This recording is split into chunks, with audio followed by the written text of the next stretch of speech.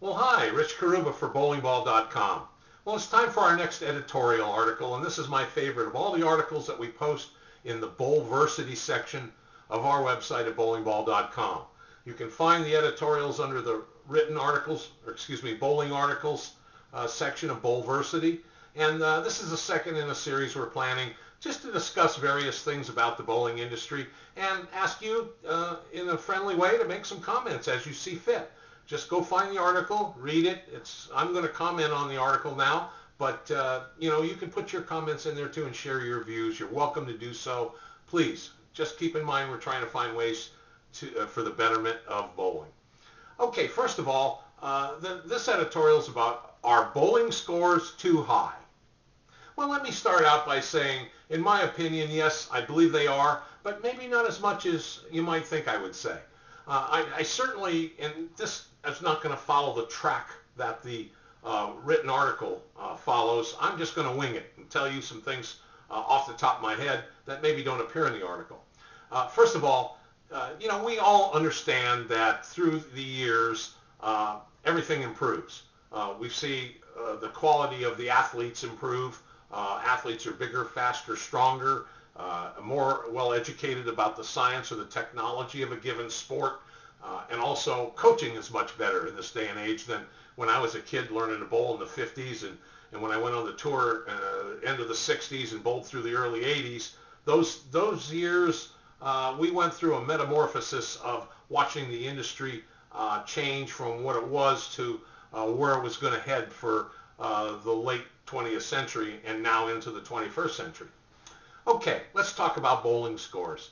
We all know years ago the scores weren't as high. Well, there's a lot of reasons why. The bowling balls, the lane surfaces, the lane machines, knowledge about lane patterns by the maintenance people as well as the bowlers themselves. All those factors contributed into a gradual increase in scores. And I think the skill level of people has gotten better. I think with the success in the 70s and 80s of the Pro Bowlers Tour on TV, maybe the 1990s, I think a lot of the kids learned some of the better ways to play, to score on conditions. The scores got higher, kids got better. The breed of bowler has improved through the years. There's no question.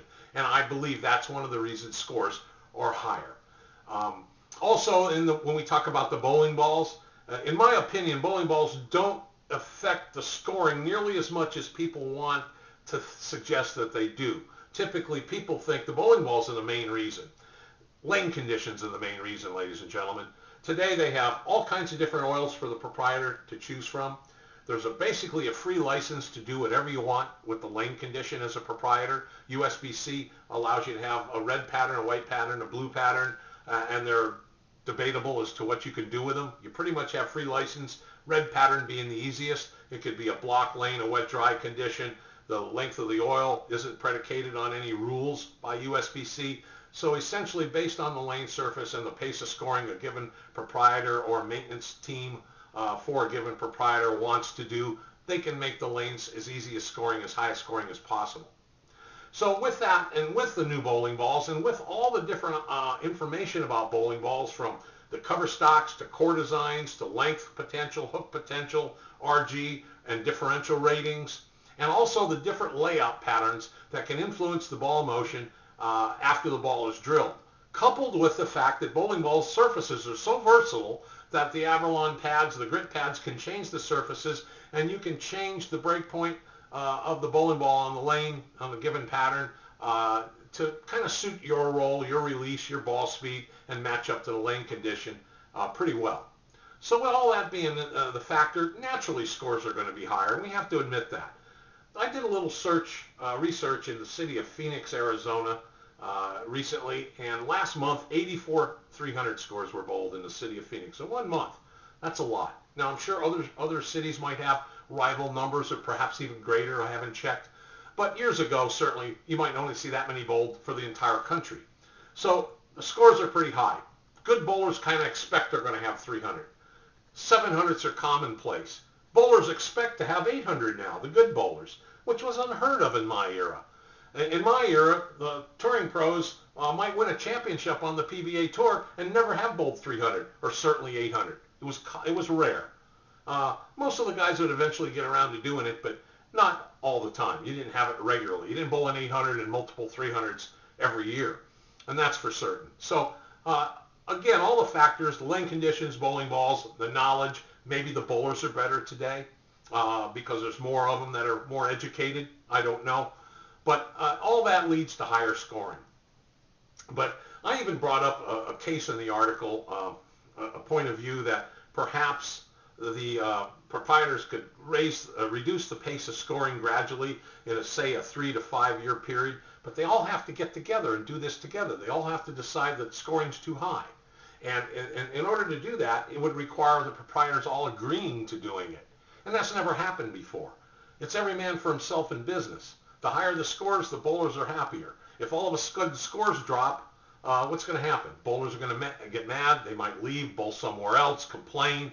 It opens up a can of worms, doesn't it?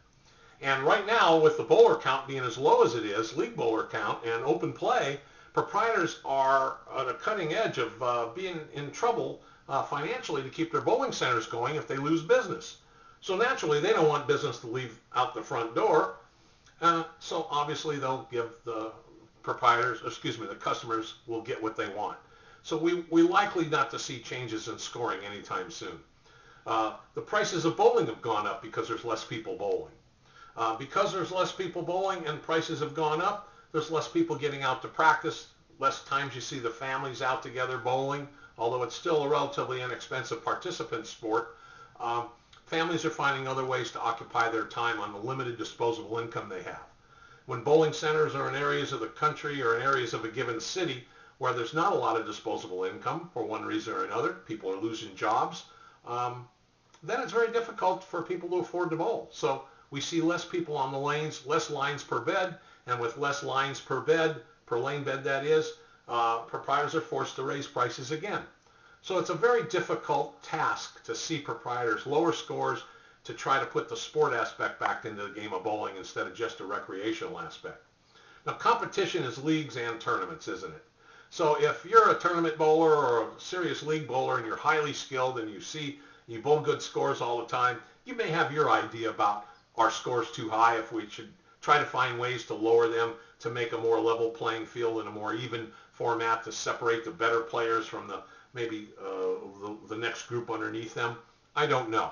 But I do know that I think overall scores are too high, and I don't think because we can't raise the ceiling on what the score of one game is, I think that perhaps we've seen the maximum scoring range we're ever going to see. No matter how good the bowling balls get in the future, I think scores are pretty much maxed out.